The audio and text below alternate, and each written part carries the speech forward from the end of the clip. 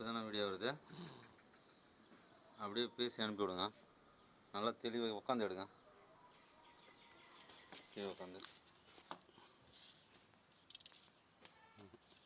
கீழே உட்காந்து கிளீன்ஸ் இல்லை, கிளார் அடிக்குதுன்னு சொல்லி இன்னும் கொஞ்சம் கிட்ட போங்க. கிட்ட போனால் உருவம் மட்டும் தான் தெரியும், கட்ட தெரியாது. உருவம் மட்டும் தெரிஞ்சால் போதும். அவ்வளோதான். அது மட்டும் எடுத்து அப்படியே போட்டு விட்ருமா? அப்படி பின்பக்கம் அப்படியே கவராக பின்பக்கம்லாம் அப்படியே கட் பண்ணுங்கள்.